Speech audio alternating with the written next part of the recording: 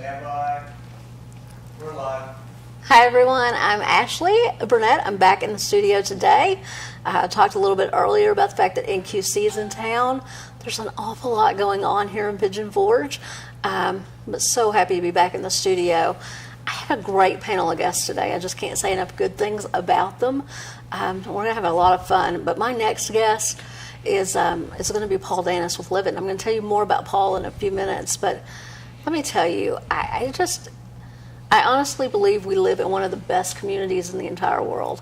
People here come together like people nowhere else in the world, and they do good for other people.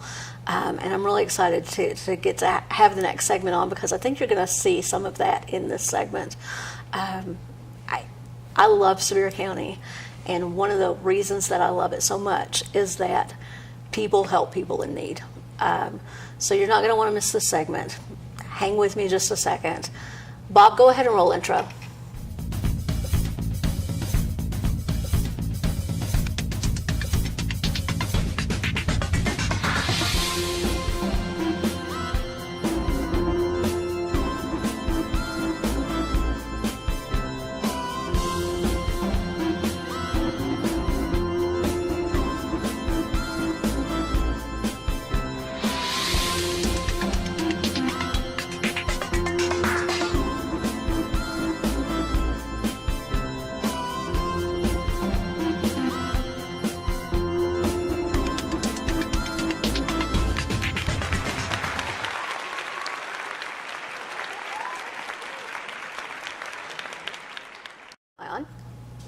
Okay. Hi everyone, it's Ashley Burnett, your host of Down Home with Ashley. I am so grateful to be here with you today. Many of you know me from my role as Director of Development at Mountain Hope Good Shepherd Clinic. Some of you also know me as a realtor with Britton Real Estate. I am blessed in the fact that both those jobs allow me to come here and do this.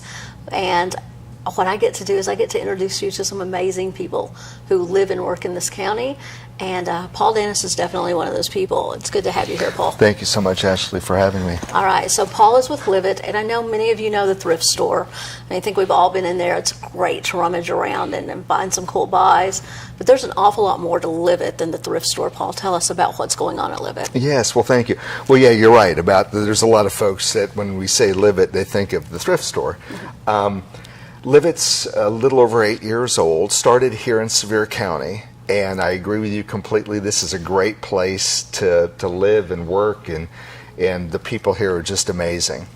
But we started eight and a half years ago or so with the focus on meeting needs of folks that don't come into our everyday environment, if you will. A lot of these elderly people, a lot of widows are shut in their homes. A lot of them just don't get out or don't have people come in. A lot of them are living in conditions that are dangerous or unhealthy.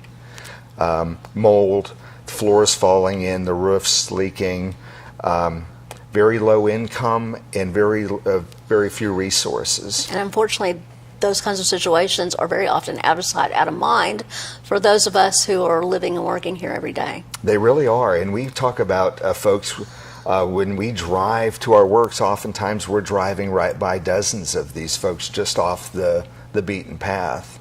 So you have sort of a unique perspective on how to help folks in difficult situations who live right here in Sevier County.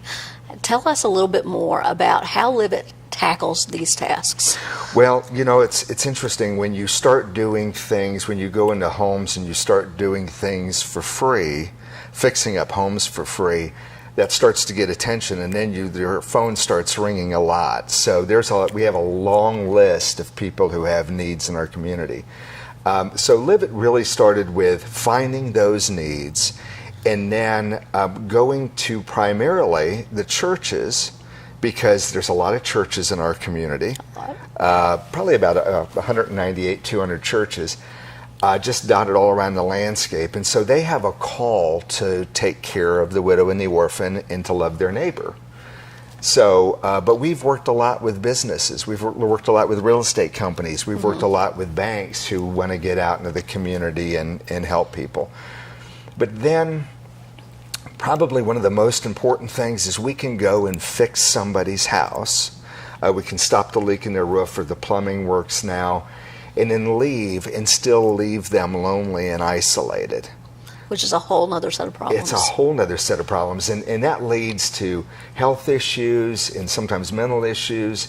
And so what we really feel that's important is that not only that we fix the need, but then we help create community.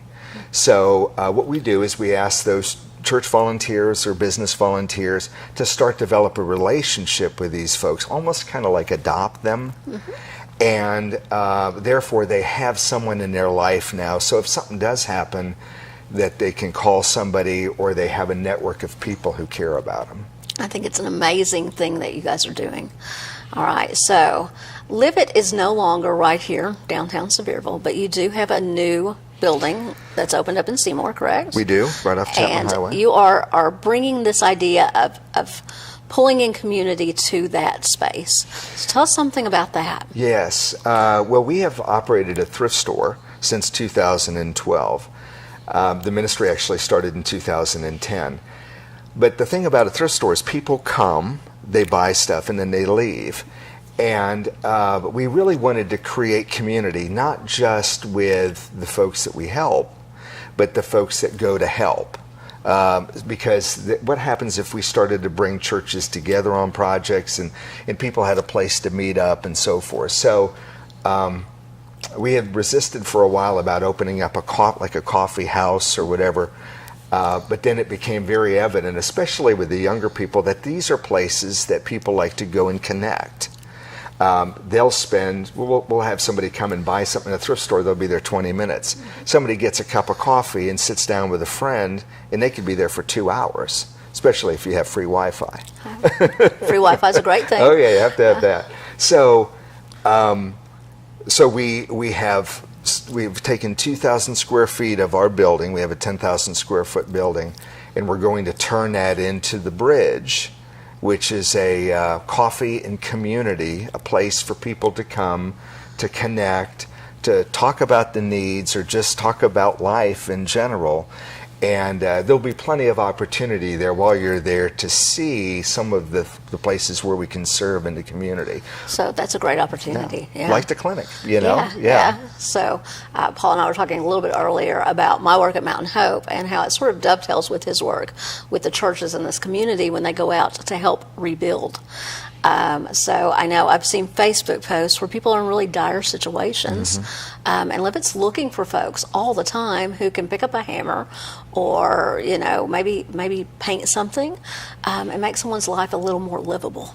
So absolutely, for the first 8 years, we really focused a lot on doing construction stuff. We built a couple of houses from the ground up in 7 days, and I know you did some reconstruction work after the fires as well. We did. We were just about to cut the ribbon on a home that we built for a single mom and her daughter. So but we've kind of been known as they build things.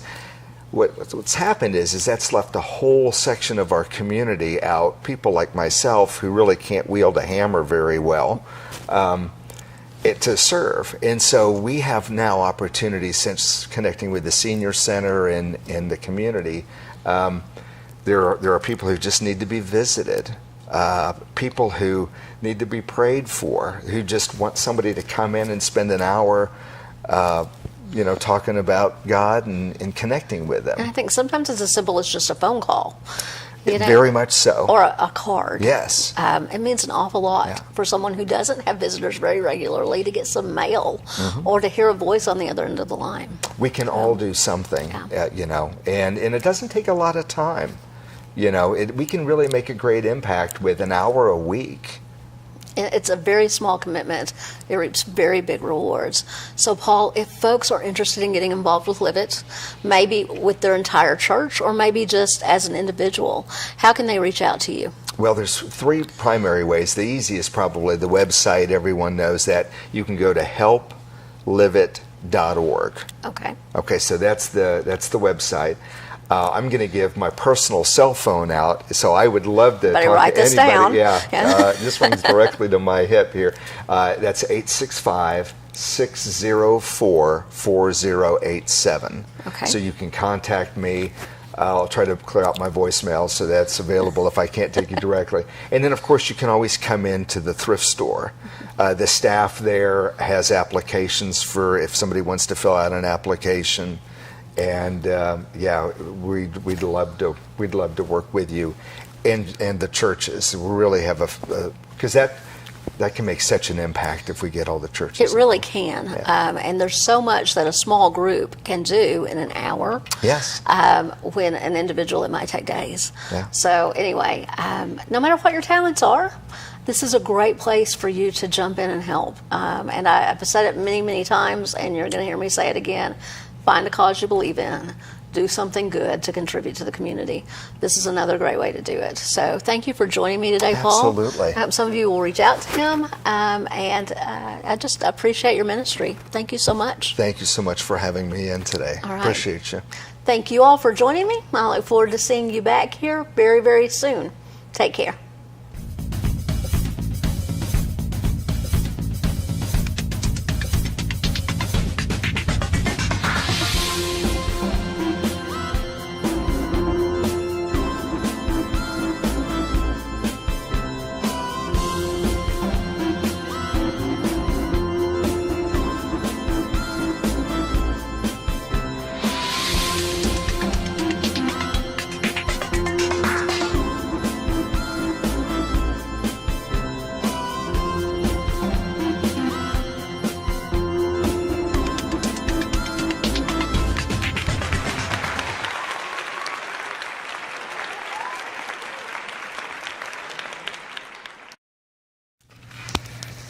Oh. Thank you. You're welcome. Thank you for coming. Absolutely.